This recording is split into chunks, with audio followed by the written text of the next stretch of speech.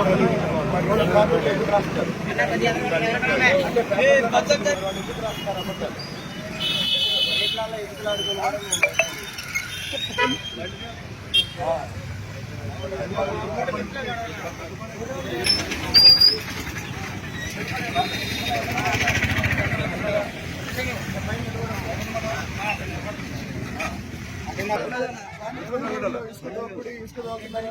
Andhra Jyothi paper రాస్తుంది. అది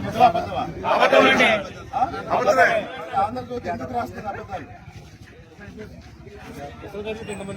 చెప్పండి. ఒక్కొక్క నిమిషం.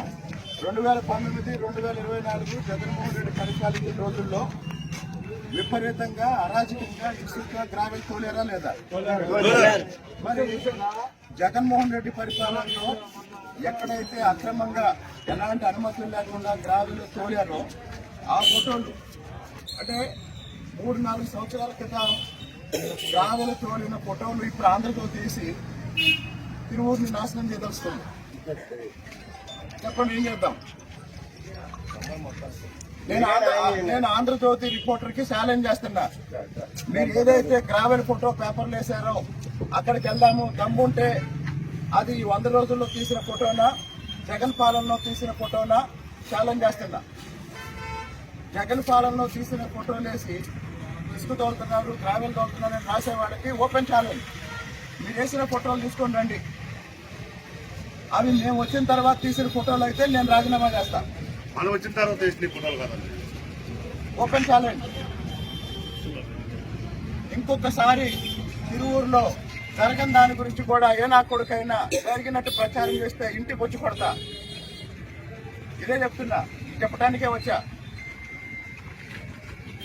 జగన్మోహన్ రెడ్డి పాలనలో అక్రమంగా జరిగిన గ్రావెల్ త్రవ్వకాలు, ఇసుక, ఆ ఫోటోలు ఇప్పుడు వేసి ఇప్పుడు రాస్తున్నారంటే మీ ఉద్దేశం ఏంటి? అంటే తిరువూరులో ఎక్కడ నిర్మాణాలు జరగకూడదా? తిరువూరులో అభివృద్ధి జరగకూడదా? చెప్పండి. ఇంతమంది ఇన్ని 100 మంది కార్మికులు ఇసుక లేక, పని లేక ఈ రోజు ఖాళీగా ఉంటే ఇక్కడ ఇసుక దోపిడీ జరుగుతుంది, గ్రావెల్ దోపిడీ జరుగుతుంది. ఆ రాసే నా కొడుకుని అడుగుతున్నా, నువ్వు ఏ ఫోటో అయితే వేసావో అక్కడికి వెళ్దాం రా. గోపాలపురం 26వ తారీఖున గోపాలపురం వెళ్తున్నాము. ఎవడైతే గ్రావెల్ ఫోటో వేసాడో అక్కడికి రండి. మీరు వేసిన ఫోటో జగన్మోహన్ రెడ్డి పాలన లాంటి ఫోటో అని నేను నిరూపిస్తా, ఊరోళ్ళ చేత చెప్పిస్తా. మీరు వేసిన ఫోటో ఈ 100 రోజుల్లో ఫోటో అని మీరు నిరూపిస్తే నేను రాజీనామా చేస్తా. నేను తిరువూరు డెవలప్మెంట్ కోసం పనిచేస్తున్నా. తిరువూరు అభివృద్ధిని అడుగడుగున అడ్డుకుంటున్న ఈ పత్రికల వాళ్ళకి ఓపెన్ గా చెప్తున్నా, మీకు దమ్ముంటే మీరు వేసిన ఫోటో ఏ ఫోటో అయితే వేసారో ఆ ఫోటో దగ్గరికి జనాన్ని తీసుకుని వెళ్దాం రండి. ఆంధ్రజ్యోతి రిపోర్టర్ కి ఓపెన్ ఛాలెంజ్. ఇంకోటి, ఆంధ్రజ్యోతి రిపోర్టరు ఇక్కడ ప్రతిదీ ప్రభుత్వానికి వ్యతిరేకంగా రాస్తున్నాడు. ఎందుకు రాస్తున్నాడని నేను ఎంక్వైరీ చేశా. అతను గత స్థానిక సంస్థల ఎన్నికల్లో ఏకొండూరు ఆంధ్రజ్యోతి విలేకరి వైసీపీ తరఫున ఎంపీటీసీగా పోటీ చేశాడు.